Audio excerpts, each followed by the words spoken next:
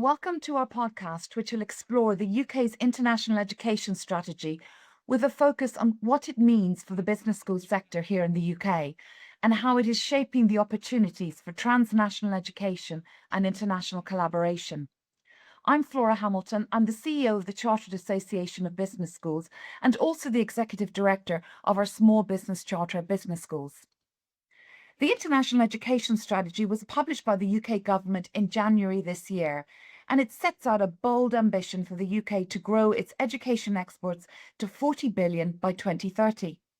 The tone of the strategy is much more positive and constructive on international students, which we welcome. It is this very welcome departure for the negative messaging we have seen in recent years, in which international students have been caught up in the hostile, populistic debate around immigration.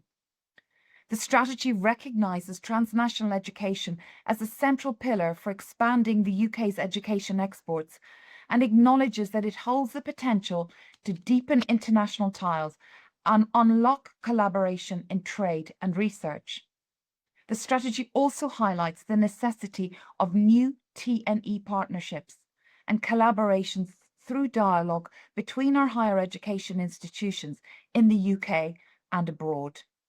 This is a core priority of the Chartered ABS and a key objective behind our second India-UK Business School Dialogue, which is happening in New Delhi this coming September. However, the strategy also presents us with both opportunities and risks, and there are a few questions that are left unanswered.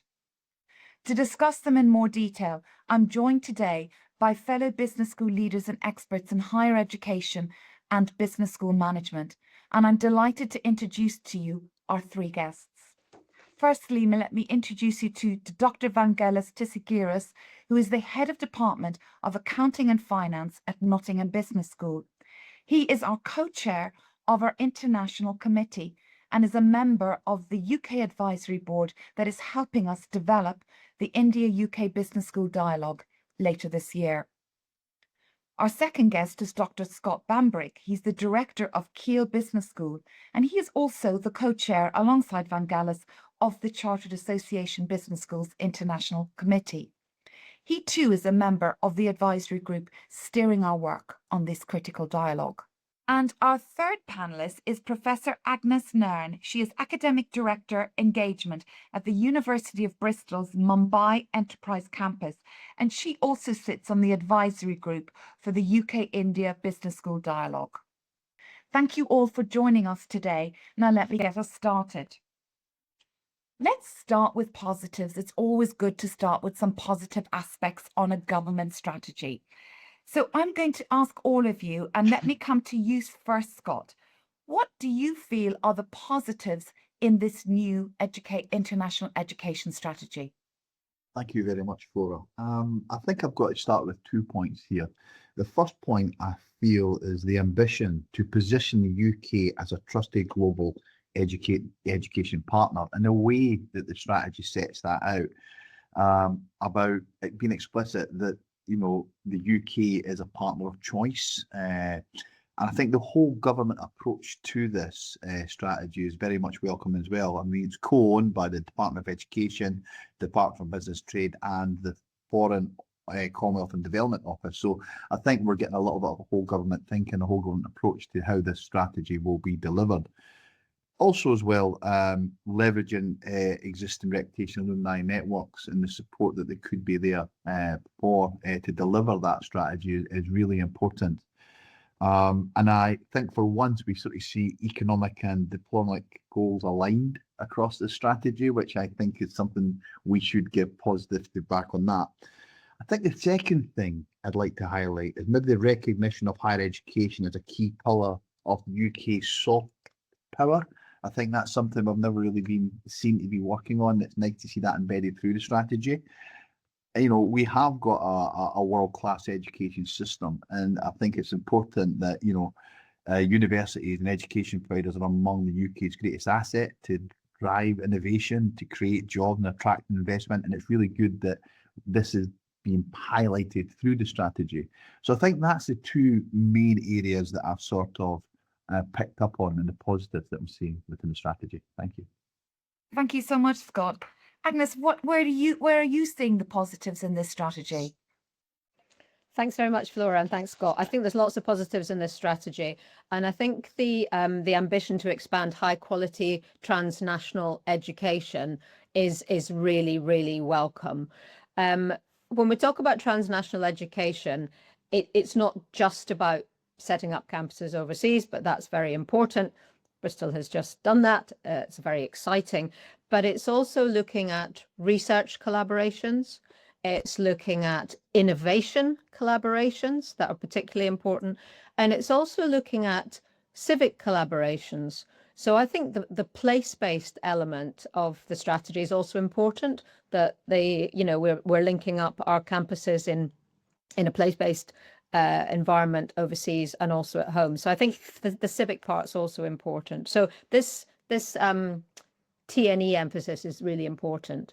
Now, I think last year we had our UK India Business School dialogue with the Chartered Association of Business Schools, and we saw in action what happens when you bring together universities from India and partners from India and the UK. And that's led to lots of collaborations, not just in education, but also in research and innovation. And I would echo Scott's point about the joined up nature of this is incredibly important. So to have the Foreign and Commonwealth Development Office, the soft power element, the diplomacy, the Department for Business and Trade, the business, the growing the education exports, as well as the strong education emphasis from the Department of Education is very strong. So I feel very positive about this. Thank you. Thank you so much, Agnes. And Vangelis, where would you hone in on finding the positives in this strategy? Thanks so much for the invitation, Flora. I think to add to what the other speakers have said, one of the major positives for me is that the strategy frames international education as an ecosystem where it brings together the international student mobility in a country with TNE, but also research collaboration, skills, the EdTech community, and education diplomacy. So that framing of international education as a wider ecosystem is very important, because in reality, this is what is we know it is happening. Also, I think it's very interesting and useful to see that TNE is framed within the context of access, institutional capacity building, and long-term system strengthening, which is an addition and a departure to the traditional view of TNE as being more transactional and relating to financial returns. So I think that's very useful to see in the strategy. Fantastic. Thank you so much. So my second question to all of you is, let's now look at what you think may be missing, or where do you have concerns? So let me come to you first, Agnes. Where do you think the strategy has possibly got a few weak areas? I have to mention the British Council. The British Council is on pretty much every page of this document. The British Council is a completely indispensable partner in our overseas education activities. I had my first job with the British Council in Sri Lanka, so maybe I'm biased, but I do think they're a fabulous organization. The Going Global Conference is always fantastic. The great scholarships, the new alumni network, we need them. But they're undergoing a huge amount of budget cuts, financial insecurity, and there seems a little bit of a tension here. On the one hand, the British Council is having to cut posts, it's having to cut back right across the world, but at the same time, in this strategy, they're being acknowledged as a key partner. So I certainly would like to see some very strong financial support for the British Council in order that this strategy can roll out properly. So that will be my big one. Just picking up on what Vangelis said, we must make sure that this strategy doesn't just become about recruitment and the bottom line. It must be about long-term relationships and long-term investments. So I just hope that that manages to stay. But those would be my two big points on that, my concerns. Thanks. Thank you. Vangelis, can I come to you next about what concerns you have?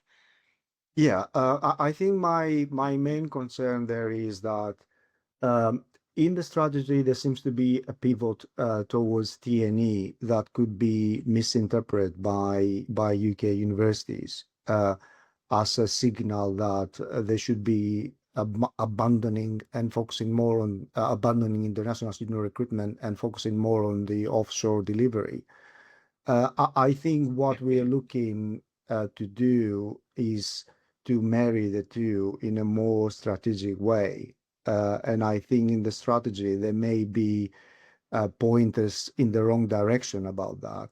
And, often institutions may depart on the latest hype in the market that seems to be, again, a next phase of T&E. So T&E is there not to replace international student mobility, but more like to complement it in this new era that we are in. Now, the second thing for me would be how T&E will be considered in the context of the financial pressures that we are experiencing now in the UK higher education system. And there's two ways. One is some universities may see that as the magic bullet to try and offset the drop in the international student recruitment income. Others may see it as a very risky exercise and therefore they wouldn't want to pursue it. I would say the answer is somewhere in the middle. T&E should be framed as a very useful activity that could contribute, but also there needs to be a consideration that when it comes to financial returns even, that's a long-term gain, is not short-term, and that is often misinterpreted. And I think in the international education strategy, there are pointers for revenue targets that may give the wrong impression that T&E is able to deliver on that front quickly. So I think for me that summarizes the kind of I wouldn't say negative, but the potential for misinterpretation within the strategy about what we are pointing the sector to. That's very interesting. Thank you so much. And Scott, it would be great to get your thoughts on where you think possibly it's on the weak side. What concerns would you have? Well, thank you. Now, I totally agree with Vangelis and Agnes's points there. I think there's a kind of an elephant in the room in the strategy when you read it. The IES, it does not address the continued restrictive immigration policy towards international students, which I'm sure we can appreciate has contributed to the decline in enrolments, posing a growing threat to the financial sustainability in the sector and institutions' ability to invest in T&E and T&R without a long-term strategy in place around this. I do appreciate that, there is political issues around this, but I do feel that we need a long-term approach to this. I appreciate that it is a sensitive topic, but the sector needs clarity long-term on this. It can't be from year to year to whichever way the wind seems to be blowing politically. And that's the first point I'd like to make. I think the second point, we need more of a focus and support, I think, on two-way flow mobility for staff and students going back and forward. It can't just all be about our brand and what we're looking to do. I think we need to have a bit more focus on our staff, our students, being able to go abroad more and making that more of a focus as well, because I think that's what partners are after. We can't just be seen as a place that is looking to go to India, China, wherever we're looking to go to, just to recruit students. We have to have value in partnerships on both sides in both ways, and that's what I believe will enforce longer term strategic thinking on partnerships. So that's probably 2 points I have there. That's very interesting, Scott, and I think that's what will point to increased trade flows from the UK in and out of those countries if we have that two-way mobility of our students and their teachers and their researchers.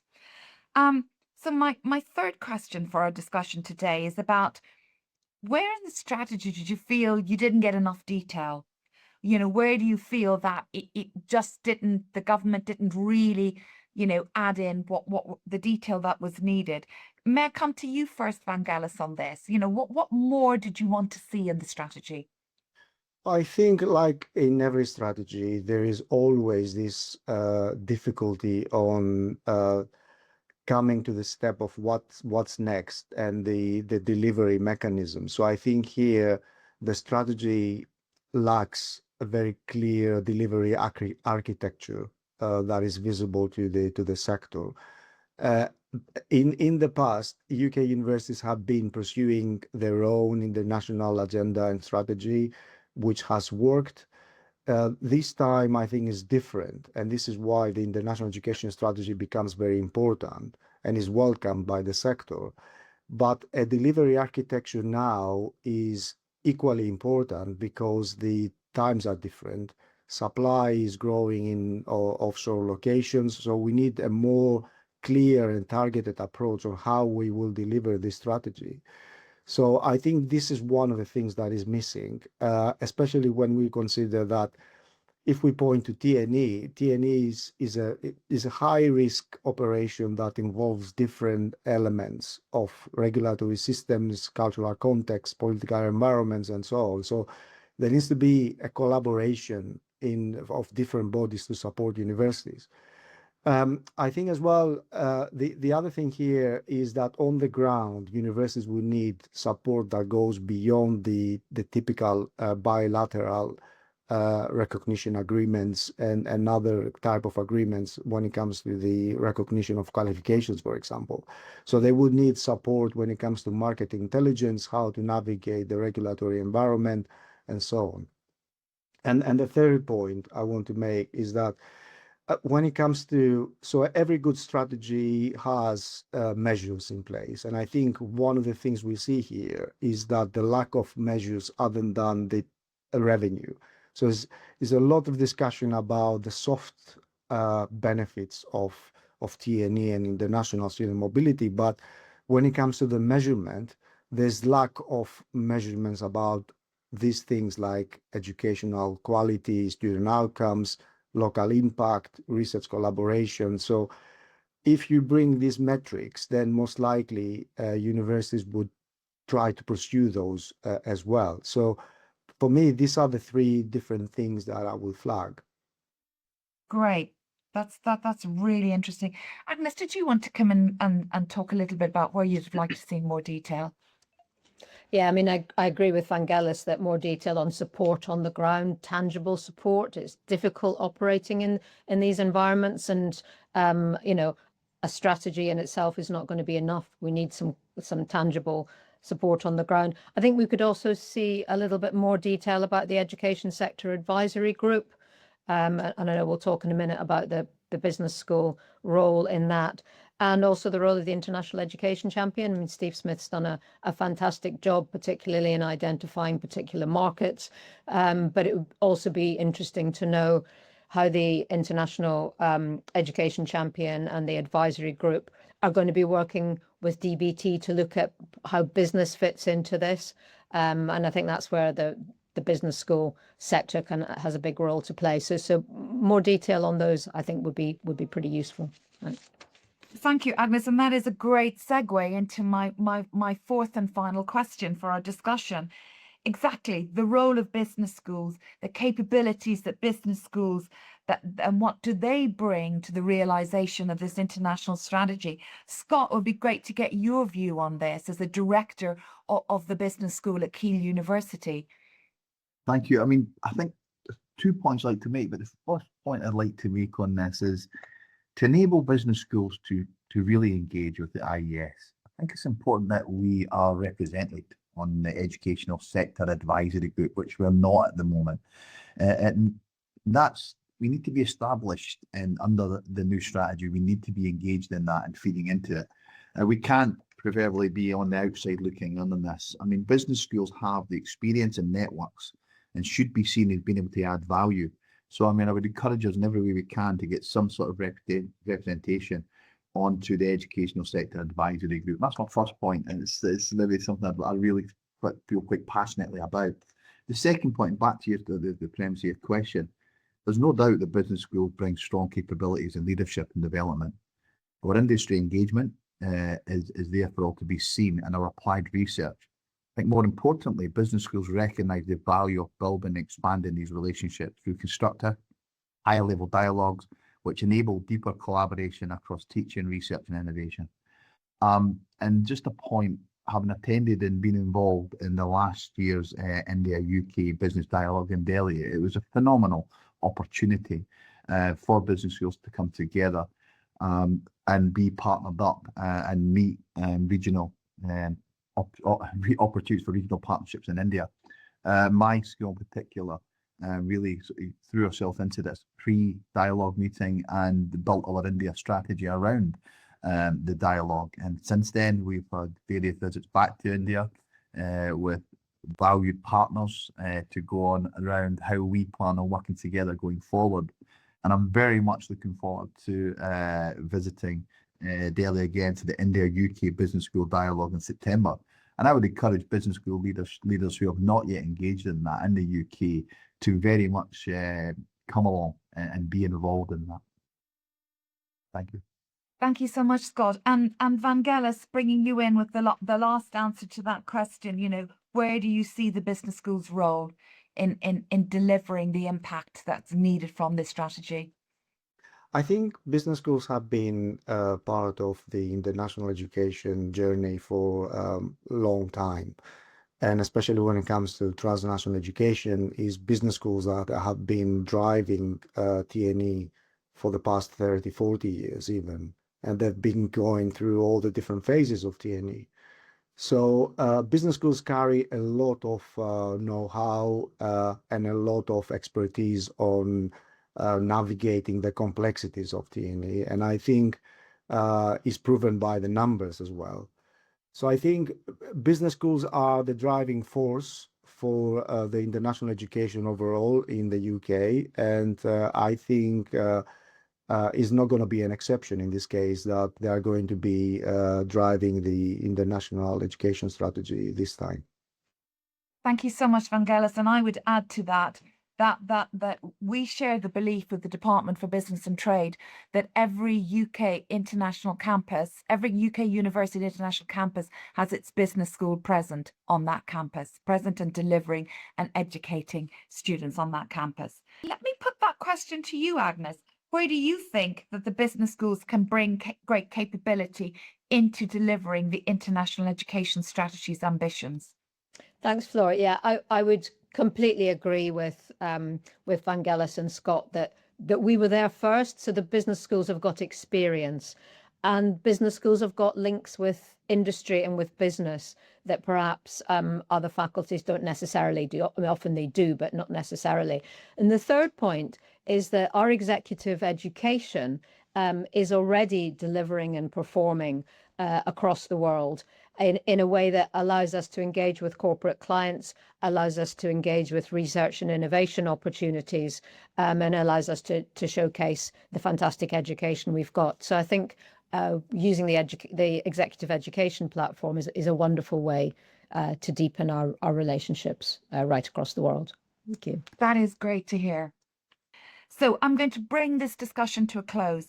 I would like to give huge thanks to Vangelis, Scott and Agnes for sharing their perspective on this new long-awaited international education strategy and what it means for business schools here in the UK. It's clear there are significant opportunities ahead for business schools to deepen international collaboration and strengthen those critical transnational education and also collaborative research partnerships. And of course, we are very much hoping to continuing this conversation in person, and that will be at our forthcoming India-UK Business School Dialogue in New Delhi, which will be from the 14th to the 16th of September. Thank you all so much for joining us and engaging in this important conversation.